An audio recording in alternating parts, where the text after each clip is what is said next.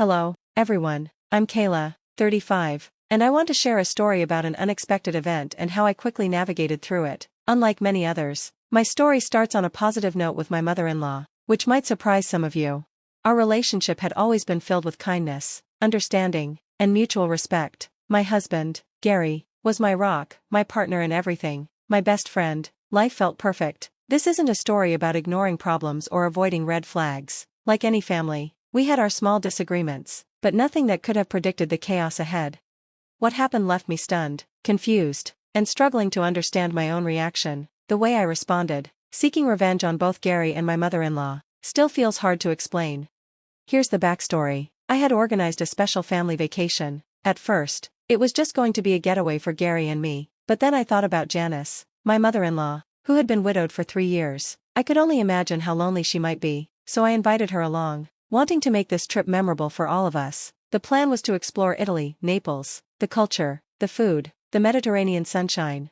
I was excited about the chance to build memories with the two people I loved most, strengthening our bonds. I handled all the details, the flights, the accommodations, the meals, while Gary and Janice contributed for extra expenses as they saw fit. I was determined to give us all an unforgettable experience. From a charming boutique hotel with panoramic views to attending a flamenco dance show, I had everything mapped out. The excitement was palpable, and I couldn't wait to reveal my surprise. Little did I know, this trip would soon expose cracks in our seemingly flawless family life. Cracks that would test everything I thought I knew about loyalty, trust, and deceit. But let me not get ahead of myself. I want to take you back to that moment, full of anticipation. It was a time when all I could think of was how amazing our trip to Italy was going to be. I stood in our living room, holding the plane tickets, smiling like a kid on Christmas morning. I called Gary and Janice over, eager to see their reactions. They looked at me with puzzled expressions, a mix of curiosity and surprise.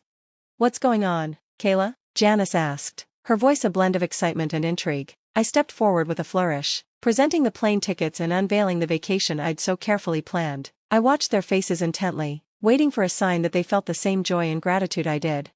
Gary's response was instant. His face lit up, and his eyes gleamed with excitement. "Kayla, this is incredible. You're amazing." Janice's response was more reserved but just as sincere. "Oh, Kayla, this is such a generous gesture. You've really outdone yourself," she said, her warm gaze wrapping around me like a hug. In that moment, I felt a deep sense of pride and fulfillment. Their reactions confirmed everything I'd hoped for. This was a gesture of love, and it was being received just as I'd imagined. I truly believed this trip would bring us closer, creating lifelong memories and strengthening our bond. But, as you may have guessed, our perfect picture didn't last. Beneath the surface of our seemingly idyllic relationships, a tangled web of deceit was waiting to tear it all apart. What I had envisioned as a bonding experience was about to become a test of forgiveness and redefine what family loyalty really meant. As we boarded the plane to Italy, excitement filled the air. We were on our way to experience the beauty of the country, but none of us knew the storm that was quietly brewing. The first week was everything I'd hoped for. We indulged in local delicacies, explored ancient sites, and danced to the rhythm of flamenco under the stars. Laughter and joy filled our days, and everything felt perfect. But, little did I know, a storm was gathering on the horizon, poised to shatter everything I thought I knew about trust. It was a bright Monday morning, with the sun casting a warm glow over the city. I woke up, expecting to share the day with my family, only to find myself alone in a room that should have been filled with the sounds of our laughter. Confusion swept over me as I reached for my phone, trying to contact Gary and Janice, but the calls went unanswered, and the messages were left in silence. They had vanished without a trace, leaving me with a sense of dread and a million unanswered questions. Their phones remained silent, and my search of the room yielded no answers, no goodbye note, no packed bags, not a single hint that they had planned to leave. It felt as if I had imagined all those shared moments, the laughter and warmth that now seemed like shadows. Alone in a room meant for a family, I was left with only unsettling questions, each more troubling than the last. Had they gotten lost, or worse, been taken? But with no sign of struggle, the grim possibilities faded, replaced by an even colder realization: I was abandoned in a foreign country, and the bonds I had trusted so deeply had dissolved without warning.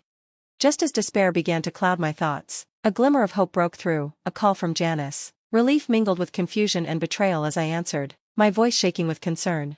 "Janice, where are you? What happened?" I asked, my words trembling with a need for reassurance and answers.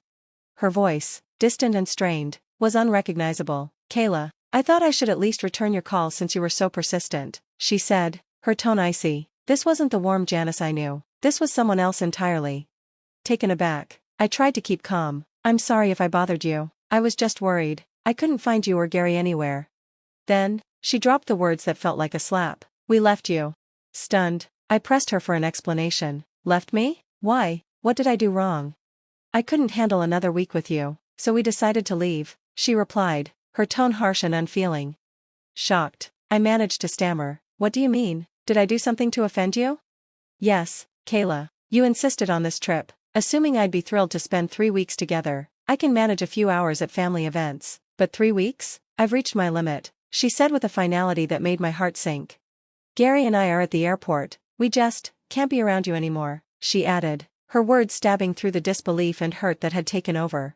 My world tilted as I struggled to process her words. How could a bond that felt so strong dissolve so suddenly? Desperate for understanding, I tried to explain my side. Janice, I genuinely had no idea you felt this way. And you wouldn't have, she replied, her voice still cold. I didn't tell you. But why didn't you talk to me? We could have figured this out, I pleaded, trying to grasp at any remaining hope for reconciliation. Amid my shock and sadness, I knew I needed to hear Gary's perspective. Can I talk to Gary? I asked, a mix of hope and dread in my voice. Janice handed him the phone without hesitation, and when Gary spoke, his tone was as indifferent as hers. Hello, he said, sounding strangely detached, as though oblivious to the situation's weight. Gary, you're leaving me too? My voice cracked, the betrayal sharp and raw. I'm leaving because my mom wanted to go home, not because I don't like you, he explained, but the words offered little comfort. How long have you known about your mom's feelings toward me? I asked, trying to find clarity. He admitted he'd known for some time but had hoped the trip might bridge the gap. His admission only deepened my confusion. Why didn't anyone talk to me about this? We're adults, we solve problems through discussion, I pressed, but Gary, like his mother, couldn't provide any real answers. The silence that followed my suggestion of Janice's jealousy seemed to confirm my suspicions. This was less about me and more about her insecurities. Ending the call, I paced my hotel room, bewildered and hurt but also strangely enlightened. I realized that people's issues with you often stem from their internal struggles rather than anything you've done. Jealousy, insecurity, unresolved personal issues, these things can drive people to irrational resentment. The sting of betrayal from those closest to me was something I'd never anticipated. After a few moments of sadness, a spark of resolve took hold. I needed to take control of my situation, to turn this painful experience into a moment of strength. Wiping away my tears, I felt a fierce determination. They would understand that they couldn't just walk all over me without consequences. With hands still shaking, I called Peter, my lifelong friend, who'd been with me through every high and low. I confided in him about the ordeal in Italy, and he offered his support without hesitation. Kayla, you've always been unstoppable. Just tell me what you need, and I'm there, he said, his voice a reassuring blend of concern and readiness. An idea began to form, something both symbolic and satisfying. Peter, your construction company still has a ton of that leftover sawdust, right? Yeah, it's a constant hassle, he replied, sounding intrigued. I've got the perfect use for it, I said, outlining my plan to fill Janice's house with sawdust, a messy reminder of the damage she'd inflicted. Amused and impressed, Peter was immediately on board. But how are we getting inside before they get back? He asked, his curiosity piqued.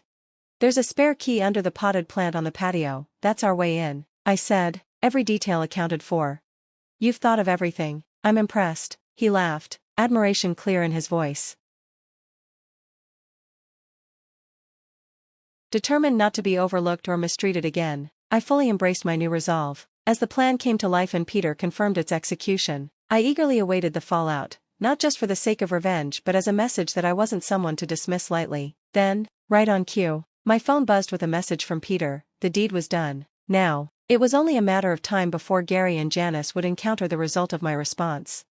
This wasn't just a prank, it was a lesson in respect and in understanding the consequences of underestimating someone's strength. I opened the pictures Peter had sent, unable to suppress a grin. Janice's meticulously kept home was now an incredible sight, buried under a blanket of sawdust. It was as if a sandstorm had overtaken each corner, a layer of chaos marking our handiwork. Laughing over the phone with Peter, I felt an odd sense of liberation from the weight of their betrayal. It was strange and satisfying, sharing this small victory with a friend who had stood by me in the face of such hurt. There's a certain satisfaction in a bit of mischief, Peter chuckled, and I couldn't have agreed more. As the hours passed, my anticipation for Gary and Janice's reaction only grew. I could picture their stunned faces upon returning to the transformed home. Eventually, Gary's call came. His voice filled with panic and disbelief as he described their shock at the sawdust-filled house. I couldn't help but feel a sense of justice. My heart beat with the satisfaction that my message had landed. Actions have consequences. Kayla, it's awful. Mom is beside herself. Gary sounded frantic. I didn't hesitate to own my part. Serves you right, you left me stranded. Did you think there wouldn't be any consequences? I replied calmly. Wait, was this you? He stammered, caught off guard. Then I heard Janice's voice sharply cut in, demanding the phone before accusing me outright. Rather than confirm or deny, I suggested they might want to review their home security measures. Her complaints about the discomfort and inconvenience of the sawdust only made the irony all the sweeter, given their choice to leave me abandoned. In that moment, I felt empowered. I had reclaimed my sense of self, showing that I wasn't someone to be discarded or disrespected without a second thought. Our orchestrated chaos delivered the message loud and clear. As I pondered when I'd return from my vacation, the idea of staying longer became more tempting. When I spoke to Janice and Gary again, as she lamented her home state, Gary was practically begging for answers. Kayla, how could you? He asked, distressed. Oh, you think I had something to do with this? I feigned innocence. I'm just here enjoying the jacuzzi, not sure how I'd pull off anything from here. Suppressing my laughter as they fumbled to pin any evidence on me was priceless. The thrill of leaving them bewildered was undeniable. As I ended the call, a deep sense of satisfaction settled over me. I had flipped the script and left them to deal with the fallout of their own actions. Though I knew it was a bold move, I was certain they'd find other living arrangements rather than stay in a house filled with sawdust. Meanwhile, I continued to savor my Italian escape, relishing the freedom I'd reclaimed. This experience taught me a valuable lesson. Some people only understand the impact of their actions when they face real consequences. And if life ever gives you the chance to serve justice in your own unique way, maybe it's worth taking. Sometimes, the best lesson is one that's unmistakably felt.